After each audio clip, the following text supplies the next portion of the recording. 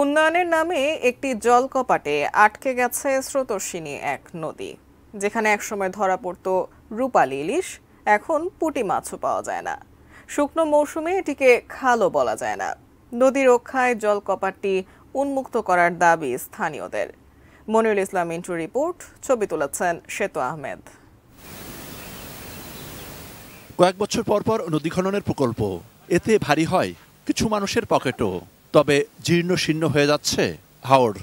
নদী খনন তখন এক ধরনের উপহাসী, কারণ মাটি কেটে ফেলা হচ্ছে নদীর মধ্যেই, আর এতে হারিয়েছে গভীরতা প্রশস্ততা দুই।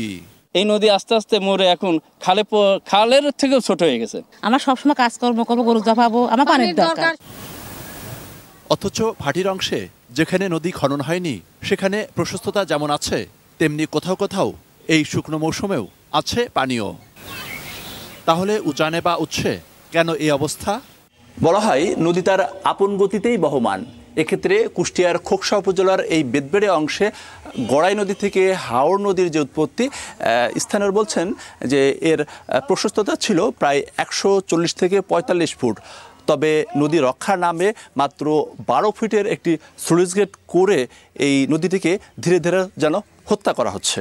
এই যে পাগার কাটার জন্য এই কারণ, আর এই ব্রিজের তলাটা আরও নিম্নত 5 ফিট দাবাতি হবে। এই নদীকে নিয়ে যে কর্মচঞ্চলতা ছিল সেগুলো কিছুই নেই, একদম এখন মৃতপ্রায়। সরেজমিনে দেখা যায় গড়াই নদী থেকে হাওর নদীর উৎসমুখটি বেশ খানিকটা উঁচু হয়ে গেছে।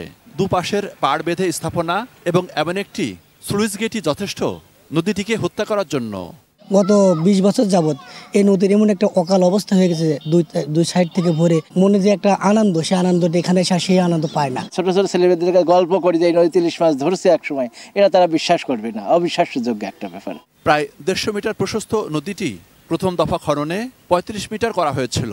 এরপরে খননে আরও কমিয়ে ফেলা হয়। এখন এমন বেহাল অবস্থা, নদীর সঙ্গে যুক্ত খালগুলোও এর চেয়ে বেশি প্রশস্ত। খালের থেকে নদী ছোট হয়ে গেছে, নদীটাকে দেখতেছি এখানে এসে দেখছি যে ডিভাইডেড করে ফেলছে। ওই পাশে কিছুটা অংশ রাখছে, এই পাশে কিছুটা অংশ রাখছে। এলাকাবাসী আমাদেরকে জানিয়েছে, প্রশাসনের জায়গা থেকে আমরা চেষ্টা করব সংশ্লিষ্ট দপ্তরকে এই বিষয়ে অবহিত করার জন্য, এবং এটা আবার পুনর্খননের জন্য আমরা সুপারিশ করব। প্রায় 25 কিলোমিটার দীর্ঘ হাওর নদী কুষ্টিয়ার খোকসার বেদবেড়ে অংশে গড়াই থেকে উৎপত্তি হয়ে মাগুরার শ্রীপুরে আবারও গড়াই নদীতে মিশেছে। Monirul Islam Mintu, ATN news, Khoksa, Kushtia.